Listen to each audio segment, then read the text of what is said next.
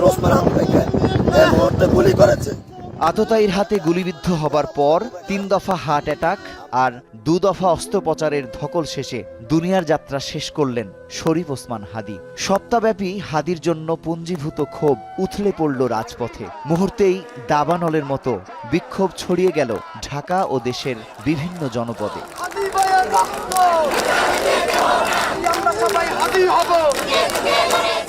বৃহস্পতিবার রাতভর মিছিল আর স্লোগানে উত্তাল ঢাকা। চারপাশ থেকে মানুষের ঢল নামে শাহবাগে। মানুষের মুখে মুখে আমরা সবাই হাদি হব, বুক চিতিয়ে লড়ে যাব। ক্লান্তিহীন রাত পার করে ছাত্র শিবির, এনসিপি, ইসলামী আন্দোলন, ইসলামী ছাত্র আন্দোলন, ছাত্র শক্তি সহ বিভিন্ন রাজনৈতিক ছাত্র সংগঠন। জুলাই আন্দোলনের নেতারাও অবস্থান নেন শাহবাগে। এই দেশের তরুণ সমাজের সাথে আপনারা আর খেল তামাশা দেখায়েন না। আপনারা এই গণতান্ত্রিক প্রক্রিয়ায় আজকে আমরা এক কঠিন সংকটময় পরিস্থিতিতে এসে পৌঁছাইছি। আমরা এখানে ঐক্যবদ্ধ হয়ে বিচার চাইছি। আমরা খুনিদের ফেরত দেওয়ার কথা বলছি। আমরা আগ্রাসনের বিরুদ্ধে আমাদের আওয়াজ তুলছি। তখন কেন বিভাজন উস্কে দিল? আমাদের তাদেরকে চিনে রাখতে হবে।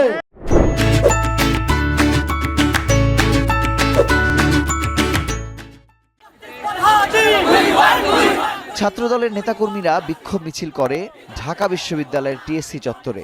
মুখর হয় স্লোগানে স্লোগানে। জগন্নাথ বিশ্ববিদ্যালয় থেকে আসা মিছিল তাঁতীবাজার মোড় প্রদক্ষিণ করে বিক্ষোভ সমাবেশের মাধ্যমে শেষ হয় বিশ্বজিৎ চত্বরে।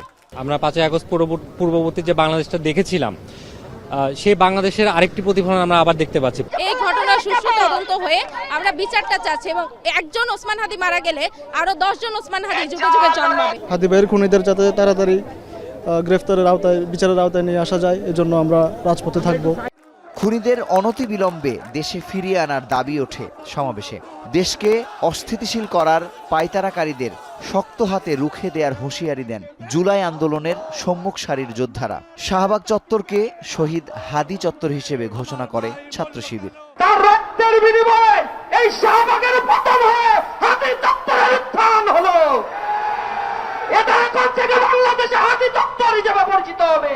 ইন্টারিমকে বলতে চাই, স্বরাষ্ট্র উপদেষ্টাকে বলতে চাই, আইন উপদেষ্টাকে বলতে চাই, পররাষ্ট্র উপদেষ্টাকে বলতে চাই, এই খুনি হাসিনা এবং তার দূষণদেরকে এবং আমাদের ভাই ওসমান হাদিকে যেই সন্ত্রাসীরা হামলা করেছে তাদেরকে দ্রুত সময়ের মধ্যে অ্যারেস্ট করতে হবে। শাহবাগ ছাড়াও বিক্ষোভ ছড়িয়ে পড়ে উত্তরা, মিরপুর, ধানমন্ডি 32 সহ রাজধানীর বিভিন্ন এলাকায়। অবিরাম প্রতিবাদ আর বিক্ষোভ চলে শরীফ ওসমান হাদির হত্যাকারীদের ধরতে। সন্ত্রাসীর গুলি হাদির মস্তিষ্ক ভেদ করে রক্ত ঝরিয়েছে বাংলাদেশের বুকে। তার মৃত্যুর শোক দ্বিগুণ আগুন জ্বালিয়েছে বিক্ষোভকারীদের বুকে, যা ছড়িয়ে গেছে বাংলাদেশের আনাচে কানাচে। হত্যাকারীদের দ্রুত গ্রেফতার করার আগে পর্যন্ত ঘরে না ফেরার হুঁশিয়ারি আন্দোলনকারীদের। মুজাহিদ শুভ, এখন, ঢাকা।